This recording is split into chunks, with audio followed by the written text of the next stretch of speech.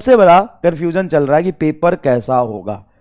एक बात समझ, मेरे से ना एक स्टाम्प पेपर पे लिखवा ले, मैं लिख के देता हूं, स्टाम्प पेपर पे मैं लिख के देता हूं पेपर।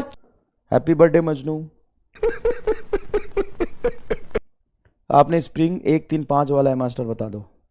स्प्रिंग में 1 3 5 वाला एम स्टार, गधा स्टार सीखेगा, गधा स्टार सीखेगा। हाँ बहुत टफ होगा नेक्स्ट ईयर पेपर, इतना टफ होगा ना कि फिजिक्स का तुम्हें एक सवाल तुमसे नहीं होगा, टफ होगा, पढ़ लेना ढंग से। देख पेपर भाई, ये सबसे बड़ा कंफ्यूजन चल रहा है कि पेपर कैसा होगा। एक बात समझ, मेरे से ना एक स्टाम्प पेपर पे लिखवा ले, मैं लिख के देता हूं, स्टाम्प पेपर पे मैं लिख के देता हूं पेपर चाहे कैसा भी हो जाए, मिनिमम 20 से 25 क्वेश्चन डायरेक्ट फॉर्मूला वेस्ट होगा। सिंगल एक फॉर्मूला लगेगा और उस पे आंसर आएगा। तुम मेरे से लिखवा ले स्टाम्प पेपर पे लिख के दे देता हूं। स्टाम्प पेपर पे मैं लिख के दे देता हूं कि चाहे पेपर कुछ भी हो जाए, मिनिमम 20 से 25 क्वेश्चन डायरेक्ट फॉर्मूला बेस्ड आएगा। कारण बताता हूं, जेईई मेन का पेपर देख लेना, 30 में से मैं तुम्हें दिखा दूंगा हर सेशन का, हर साल के जेईई मेन का पेपर 30 में से 20 से 15 से 20 सवाल, मतलब 70% सवाल, 50 से 70% सवाल, 15 से 20 सवाल डायरेक्टली फॉर्मूला बेस्ड होता है जेईई मेन में। और तुम नीट का पेपर दे रहे हो और ऑफिशियली नीट में बेटा, नीट में मैथ नहीं है, ऑफिशियली मैथ नहीं है। मैथ की जगह पे क्या है? बायो यो है। अब जब बायो यो है, आपने मैथ नहीं पढ़ा, तो आपको हम एक्सक्लूड कर दे कि मैथमेटिकल बहुत लेंदी सवाल आपसे नहीं पूछेगा। बहुत सिंपल सा फंडामेंटल सा लॉजिक है। आपने कोई डिफरेंशिएशन पे पीएचडी थोड़ी ना किया है। मैथ वाले डिफरेंशिएशन पे पूरा एक किताब सॉल्व करते हैं, इंटीग्रेशन करते हैं, उनको बायोलॉजी नहीं पढ़ना। बायोलॉजी की कॉम्प्लेक्सिटी, बायोलॉजी इतना टफ सब्जेक्ट, इतना हार्ड सब्जेक्ट, इतना मतलब भाई आसान थोड़ी ना जेनेटिक्स और ये बॉडी पार्ट्स और इसका मैकेनिज्म समझना। तो आप बायोलॉजी पढ़ रहे हो मैथ की जगह पे, मतलब आप बायो यो हो, आपने बहुत लेंदी मैथमेटिक्स नहीं पढ़ी है। तो जो भी फिजिक्स में सवाल आएगा उसमें इस बात का ध्यान रखा जाएगा कि आप बायोलॉजी नहीं पढ़े हो, सॉरी मैथ नहीं पढ़े हो। मैथ नहीं पढ़े हो तो मैथमेटिकल लेंदी सवाल आपसे नहीं पूछेगा, कंसेप्चुअल सवाल पूछेगा। तो चाहे आज तक का मतलब आज जब से नीट हो रहा है तब से लेकर के अभी तक का, अगर सबसे मुश्किल पेपर बनाते, सबसे मुश्किल, भाई साहब ऐसा पेपर बनाया जैसा आज तक पेपर नहीं आया था फिजिक्स का, सबसे टफ फिजिक्स बनाया, भाई साहब आज तक के इतिहास में सबसे मुश्किल सवाल आया, तो 20 से 20 सवाल डायरेक्ट फॉर्मूला बेस्ड होगा। ला मैं लिख के देता हूं, और डायरेक्ट नोट से आएगा, यह भी मैं लिख के देता हूं, पढ़ाना छोड़ दूंगा। तू मानता ना कि 2016 का पेपर सबसे मुश्किल था, उसमें से 30 सवाल डायरेक्ट फॉर्मूला बेस्ड है। आज तू जाके देख ले, वेरीफाई कर ले, फिर मेरे पास आ जाना। हां 2016 का पेपर ना, जाके देख ले, 30 सवाल डायरेक्टली फॉर्मूला बेस्ड है, जाके देख ले, वेरीफाई कर ले, 30 सवाल डायरेक्टली फॉर्मूला बेस्ड है। और मैं कह रहा हूं उससे भी बहुत बहुत बहुत बहुत बहुत मुश्किल पेपर आया। जनरल मिसकंसेप्शन है भाई मेरे, यार ढंग से समझने की कोशिश कर, फिजिक्स को पहले फील कर, कंसेप्चुअल एनालिसिस कर, उसके लिमिटेशंस को समझ, फॉर्मूला को समझ, फॉर्मूले पे 20 सवाल कर, इससे ज्यादा क्या करेगा? मतलब सबसे पहले तुम्हें किसकी तैयारी करनी है? सर इसकी तैयारी करनी है कि डायरेक्टली एक single formula, direct theory, direct formula पे 20 से 25 सवाल आएंगे। सर समझ गया। अब आते हैं 10 से 15 सवाल ऐसे होंगे, 10 से 15 सवाल मतलब 20 से 30 हो गया और 15 25 40 हो गया। ऐसे सवाल आएंगे जो मीडियम लेवल के होंगे, जिसमें लैंग्वेज थोड़ा सा टफ होगा, लेकिन होंगे डायरेक्ट फॉर्मूला बेस्ड हैं। सर लैंग्वेज वाले क्वेश्चन की प्रैक्टिस हो जाएगी तो काम हो जाएगा। हां मीडियम लेवल के सवाल, और 5 से 10 सवाल आपके कुछ, 5 से 10 सवाल कुछ आपके आप लेवल अप एकदम लेंदी होगा। इस पेपर को कहेंगे सबसे टफ पेपर, इस पेपर को कहेंगे सबसे टफ पेपर, सबसे मुश्किल पेपर आया तो ये होगा पैटर्न। अब तू बता, तो इसकी तैयारी करेगा, इसकी तैयारी करेगा, किसकी तैयारी करेगा? तो इसकी तैयारी करेगा ना। पहले तू 80 से 100 नंबर की तैयारी करेगा ना, 80 से 100 नंबर तेरे डायरेक्ट फॉर्मूला बेस आएंगे। उसके बाद बहुत मुश्किल आया तो यहां पे जाके अटकेगा तू।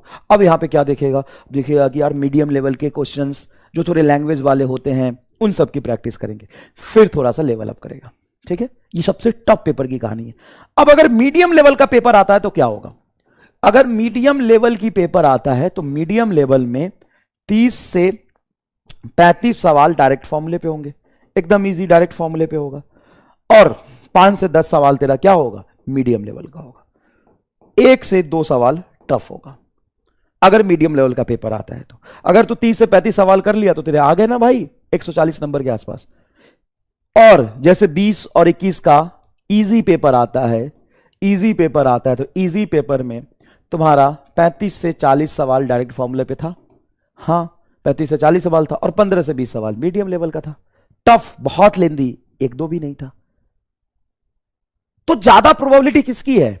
अब पेपर आने की ज्यादा प्रोबेबिलिटी इसकी और इसकी, इसका नहीं है भाई। ये तो एक्सट्रीम केस बताया मैंने, तो इसी में खुश हो गया था। ये तो मैंने एक्सट्रीम केस बताया, बहुत होगा तो ये होगा।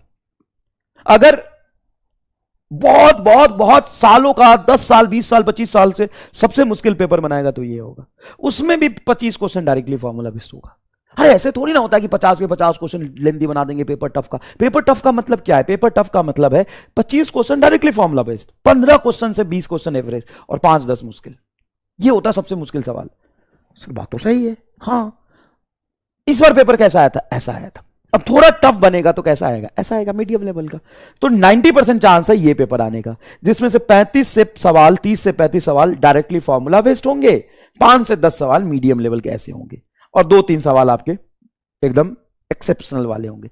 खत्म, यही आएगा पेपर। लिख के रख ले, नहीं तो ये आएगा। अरे ऐसा पेपर नहीं बनेगा भाई। सो ऐसा बन गया तो हम क्या करेंगे? अभी भी तू 20 से 25 सवाल डायरेक्टली फॉर्मूला बेस्ड वाला कर लेगा। हाँ सर, 100 नंबर के आसपास हो जाएगा, 100 नंबर के आसपास हो जाएगा। 15 क्वेश्चन यहां देख, 15 में से 10 भी कर लेगा तो 40 नंबर, 140 नंबर आ गए। और वैसे भी जब तू पढ़ाई कर रहा है तो ये तो सारे क्लास में कवर हो रहे हैं, इसमें भी क्लास में कवर हो रहे हैं। अब 2-4 क्वेश्चन प्रैक्टिस तुमको थोड़ी करनी पड़ेगी। और जब ऐसा पेपर आएगा तो मैं बता दूं कि 99% मतलब 95% बच्चों के, 90 से 95% बच्चों के इस पेपर में एवरेज नंबर 80 की 100 के आसपास आएगा। कट ऑफ अपने आप नीचे आएगा। बात बराबर है, तुम इस पेपर में 100 लाओ और इस पेपर में 140 लाओ, इस पेपर में 160 लाओ, इक्विवेलेंट है। कट ऑफ उसी के अकॉर्डिंग होगा। इसमें तुम पढ़ाई करके 160 65 70 ले आओ, 170 लाओ, 150 लाओ या 110 लाओ, बात तो बराबर है। सबके लिए पेपर होगा ना, आपके लिए तो पेपर होगा नहीं। दूसरी बात और सबसे इंपॉर्टेंट बात मैं आपको एक और बता दूं, इन तीनों पेपर को करने के लिए सबसे ज्यादा जरूरी चीज क्या है? क्लास नोट्स ढंग से बनाना, क्लास में चीजों को अच्छे से पढ़ना, PYQ करना, इसको कवर करना सबसे इंपॉर्टेंट है।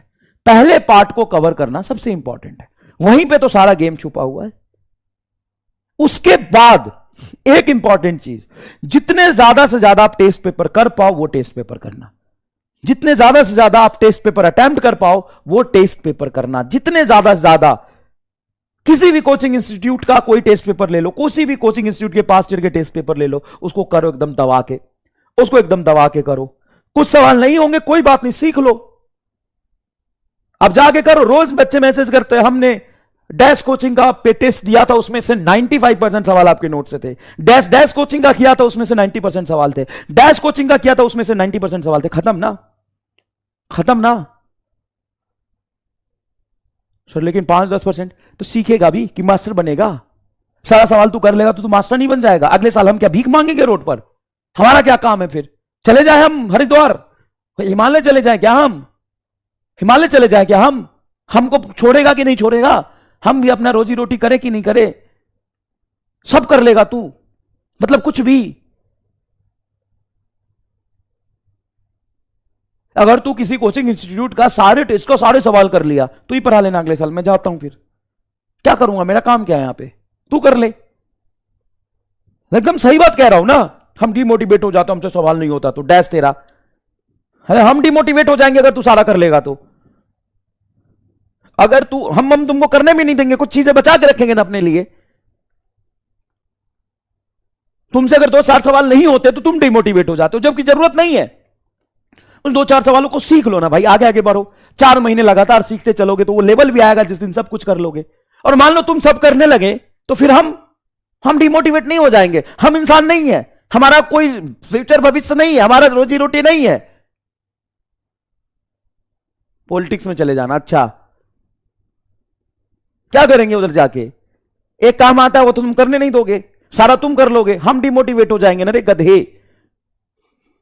समझ इस बात को, मत करना सारा। जिस दिन सारा करने लग जाएगा पगला जाएंगे हम लोग, पूरा मास्टर कम्युनिटी खत्म। फिजिक्स वाले के सारे मास्टर रोड पे आ जाएंगे, तू ही बन जाना, सब मास्टर बन जाए। आजकल बनते भी हैं, नीट क्वालिफाई कर लिया नहीं कि मास्टर, छोड़ देते हैं हम।